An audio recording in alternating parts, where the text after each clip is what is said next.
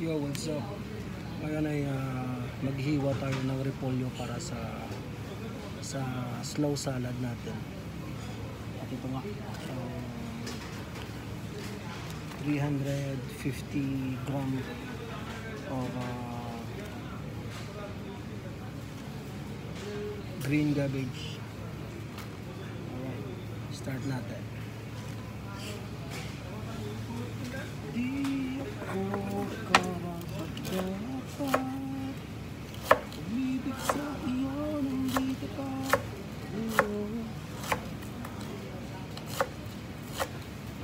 Kailangan na manipis yung paghihiwa natin. Ayan. Para madaling i-chew ng mga customer natin.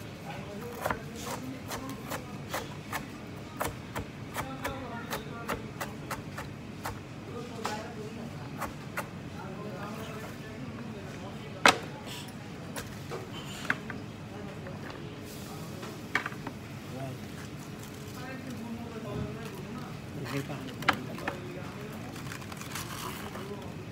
Ito ang ginagamit namin sa slow salad. Nilagyan namin ng purple cabbage or tinatawag na red cabbage at saka carrot. So i-mix ko lang to at lagyan ng Mexican spice. So pagkatapos natin hiwain to, hugasan natin. Oops. Kunin ko lang to. Ayan.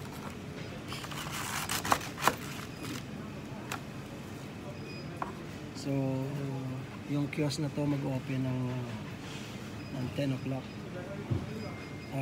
Almost 10 o'clock na pala. So, bilisan natin.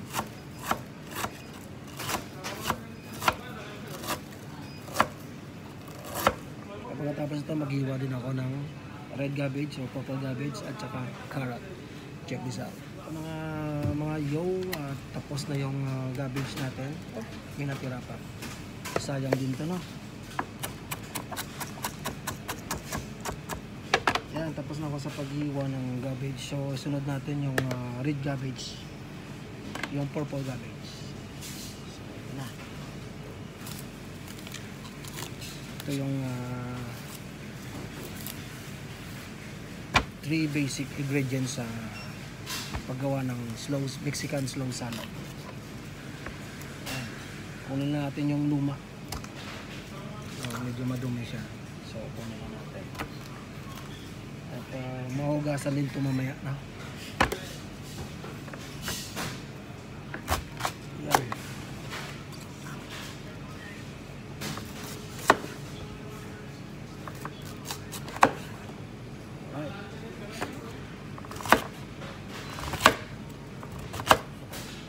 Pag-iwa nito is manipis lang din. Nagaya pag-iwa ng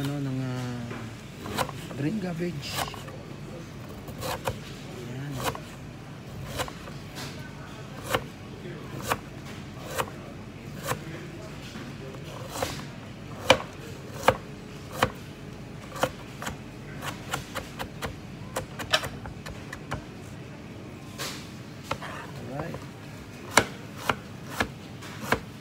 Pagkatapos ito ay carrots. Okay, check this out. Alright, tapos na ako hiwa ng purple cabbage. So magana naman tayo ng carrots. Yan, ito yung carrots, half lang ng carrots.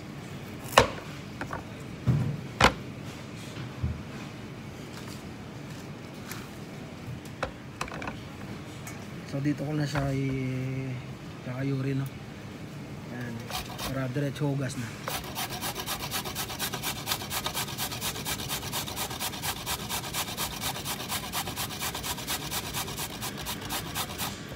Ayan. Pagkatapos ito, yan, hugasan lang natin. Alright. So check this out. So ito na nga, tapos na tayo sa paggawa ng sa paghugas nito ng purple cabbage at sa carrot. Ito rin ang green cabbage, tapos na rin to. So Next natin gagawin ay yung paano gumawa ng slow salad. So, check this out. So, ito na mga parikoy. Mga parikoy ko. So, gagawa na tayo ng slow salad. So, may purple cabbage at saka carrot tayo na mix na. Green cabbage. Pag-swiss na rin ako ng lime, fresh lime. At ito yung Mexican spice namin.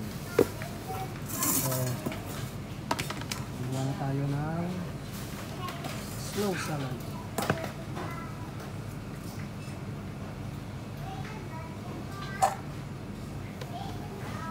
Wala nang wait to, ano na lang, tansya na lang. Siguro dalawang ganito. O tatlo. Yan, 2.5 o cabbage. Tsaka 2.5 scoop. O, tapos ito 1 scoop. Yan. Yan. So, and then 2 teaspoon of 2 tablespoon, 2 teaspoon ito lang. Hindi ko makita. Oh, 2 tablespoon of lime, fresh lime. Ayan. Huwag kayo gumamit ng cordial, fresh lime.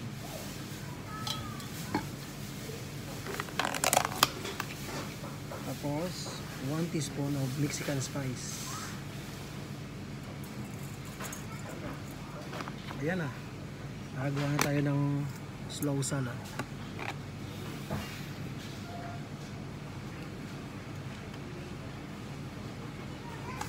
Ayan.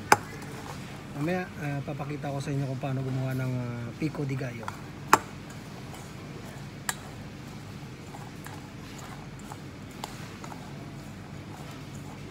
So ito na yung slow salad natin. Ready to use na to. Alright.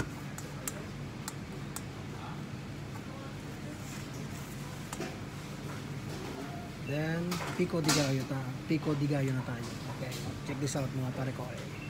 Welcome back mga parikoy. So, now mga parikoy, gagawa tayo ng pico de gallo. Ang ingredients natin is tomato, chili, onion, at coriander. Alright, so maghiwa tayo ng kamatis. Ganito paghiwa mga parikoy. Yan, kunin na natin yung mga buto niya. Right.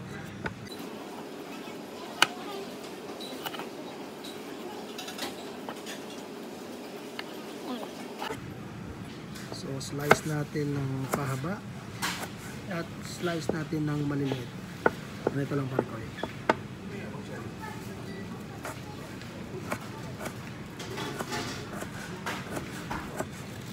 Alright. Yan, ganito lang kalit.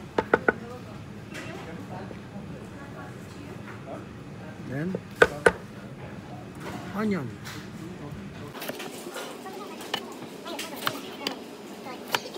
So, linisin na natin. Nagasan na ito. Kukunin natin yung dry skin niya.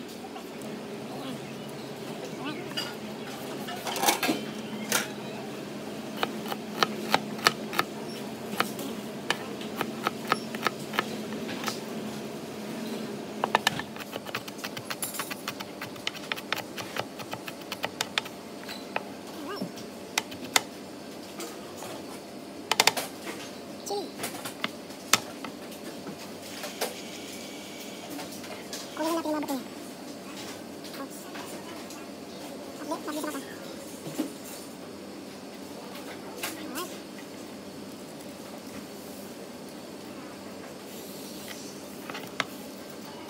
So, iwan natin malilit.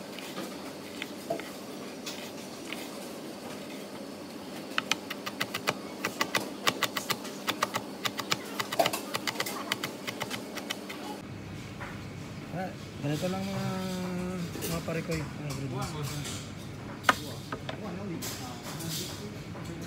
Okay, tsaka natin i-mix. Ito na mga parikoy yung ano ko natin. Paggawa ng pico de gallo. So, yung tomato natin. Sliced tomato. Alright. Lagyan natin sa container.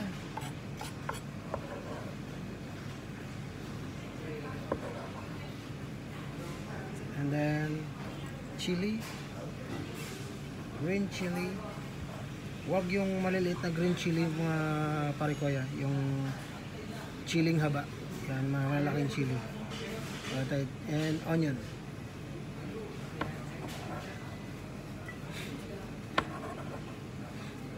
Yan. At syempre, last but not the least, yung coriander. Yan. Ito nagpapasarap din sa pico de gallo.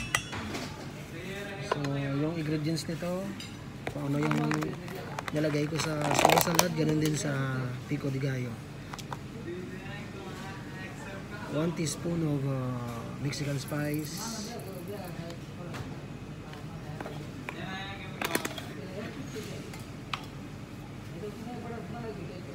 2 tablespoon of lime.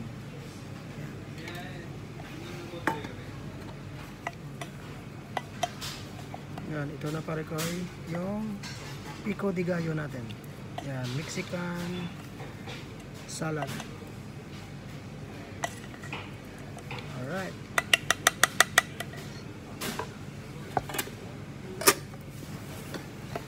So mga pare ko, iikot ko kayo sa shop na to, sa small food court na to, dito sa Bangsar Village. Ayan, Pantry Village. So lahat ng shop dito is a kiosk, is a small shop. Yan, pwesto-pwesto. So maliliit lang mga pwesto dito. So check this out mga pare ko. Alright. Wala ako nagtatrabaho sa Pantry Village. Sayang.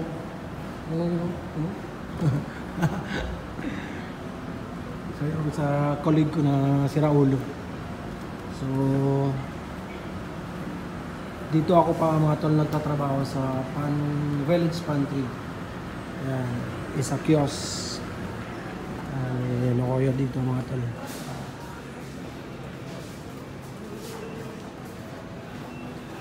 Ito yung beverage area namin. Ayan, maraming drinks. Yung mga kombucha din sila dito. Ito naman yung sa Japanese. Ayan, mga sushi naman dito. Ayan. Ayan si Hanana. Isa sa in charge sa Japanese. So dito may bakery dito. Baker's Village. Ayan. Bagong lipat lang to. Kasi dati yung wine shop na to. Ayan. So ito yung pwesto ko. Isang cross tacos. Gumagawa ko ng tacos dito. Ayan. So ayan, may mga cookies na sila. Christmas cookies. Ito yung isang friend ko. Alright. Isang security guard dito. At dito Korean naman to, itong kiosk. Korean. Tapos dito is Italian. Yan, may mga pasta sila. So ito naman is Nonya. Nonya is a local food. Yan. Ito naman is Rose. Rose. Yan.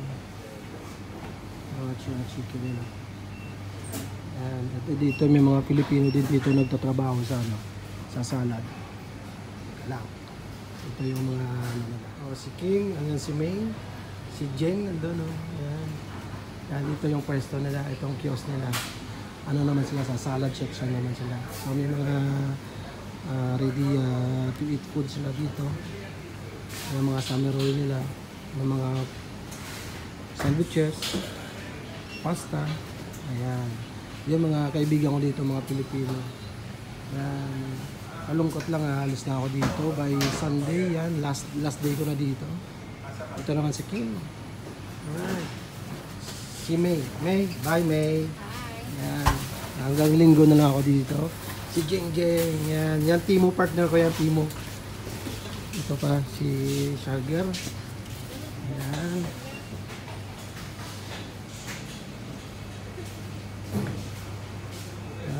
ito yung pwesto ko dito. Yan, nag-iwa ko kanina dito ng mga gulay para sa ingredients ko sa tacos ko. Dito naman is boss, alright, sniper. Dito ako gumagawa ng tacos. And dito naman is Korean pwesto. Ito naman si Aminol. Yan. Sa Italian na chef. And so ito na yung yung mga kaibigan ko dito. Mga mababait ko mga kaibigan na maiiwan ko dito sa yan naman si Alec. Yan si Alec, si Anana. Bye bro. Itong best friend ko dito. Yan. Ito naman, yun nga yung supervisor na dito si Ateng. So, yan guys. At maiiwan ko tong yung Bangsar village dito sa village pantry. Kung saan ako nagtatrabaho. So, naka 3 months na ako dito. Yan. So, yan na. Yan yung buhay namin dito as a OFW dito sa Malaysia. Dito kami sa Bangsar. So, after this week, yan, wala na ako dito. Ito si Apeng. Yan. At lilipat na ako sa ibang lugar. At magbabay muna ako kay Apeng. Peng, my last day is Sunday. So, see you. Yan. So, yan na yung mga kaibigan ko dito sa Bangsar. Ayan naman si Chef. Ayan si Chef. Ayan, isang local Malay. So, hanggang dito na ang vlog ko at yan, welcome to my new home in Subang as a barista. Alright, see you mga pare ko. Yo, what's up with my friends Sugar. So I'm roasting salmon.